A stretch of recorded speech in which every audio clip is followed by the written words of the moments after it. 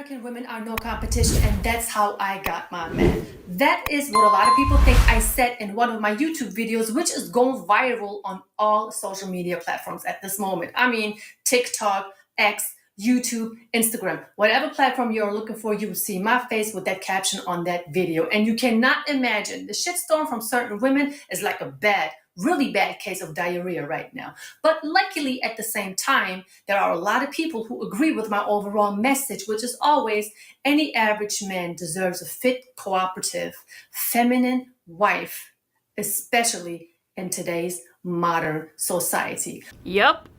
But without any further ado, let's dive into the clip that got a lot of women upset and a lot of content creators paid. Let's dive into it.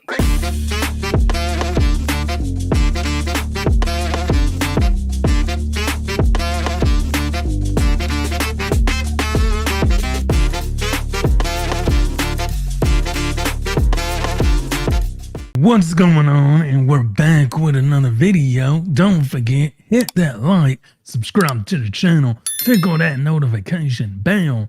That will let you know whenever I upload content. You know what we're gonna do? Yep. Roll that clip. I already knew I had him because there was simply no competition out there for me. But let's just look at it objectively. You had this average Black American guy who now was able to choose between what he was dealing with before and somebody completely new.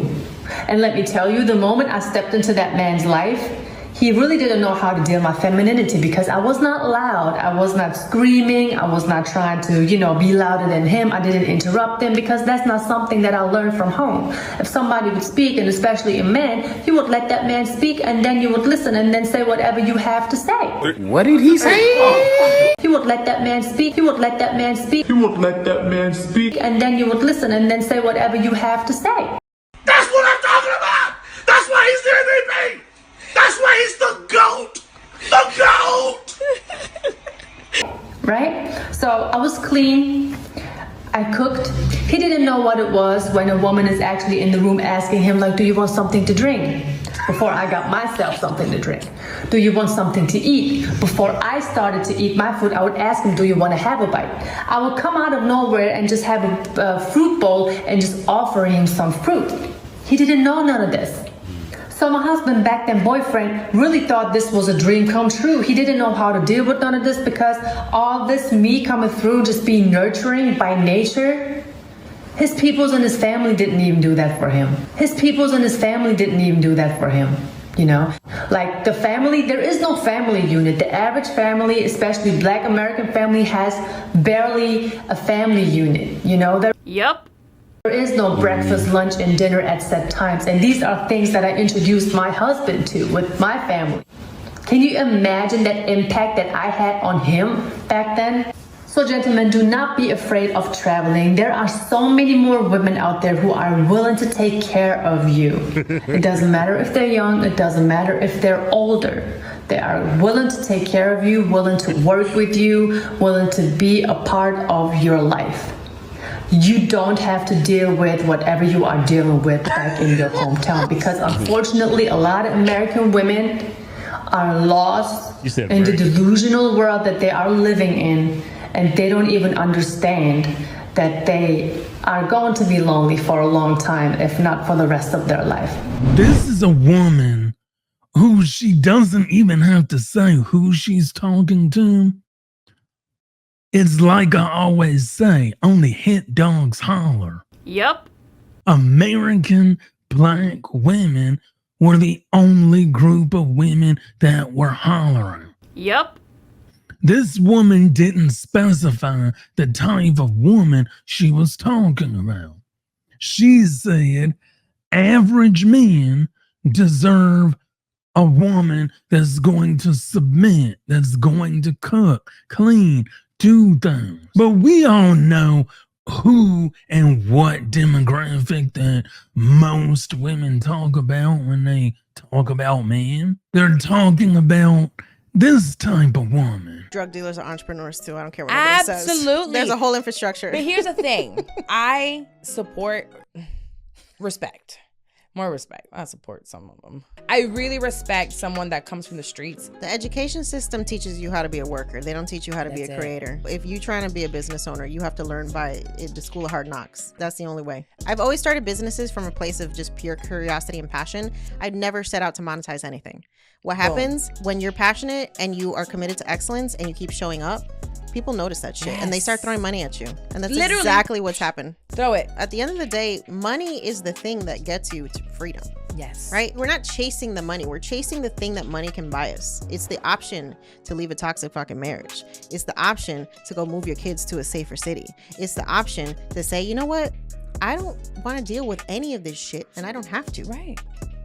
And when you look at what's going on in the dating market today, only one group of men is currently complaining about their treatment from their own women. So when we look at this clip, we have to realize is that if you don't fit the bill, the message is not for you. We also have to uncover the truth. We as Black American people, we don't have a good culture. We don't have a good relationship between men and women. We don't have a good community between both men and women. So of course, everything is going to trigger you because even if somebody is not talking about you, because you're still triggered by what they're saying, you're going to make it an attack on you. Let's be realistic. Women that are modern are not suitable for the dating market. And with 50 plus years of the treatment that men have gotten from women, now you have to deal with the repercussions of what's going on. The chickens have come home to roost. See, you're complaining about something that you did. Your unfair advantages, your double standards, your things that you did and said and turned your back on certain things.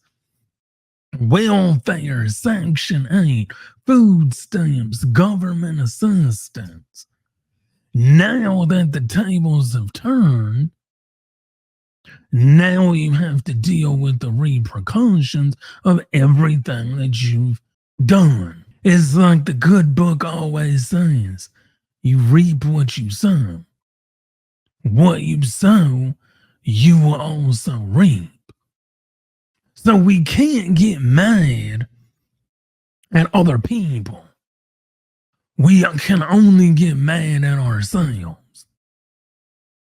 We can only get mad at the monster we've become. But when we look at dating and relationships, especially in our community, there's a lot of unhealed people trying to have a healed experience, and it's not working. So until you get healed, you will never have a good relationship. Anyway, y'all, that's been it for today's video. Don't forget, hit that like, subscribe to the channel, tickle that notification bell. That will let you know whenever I upload content. And until the next video, peace.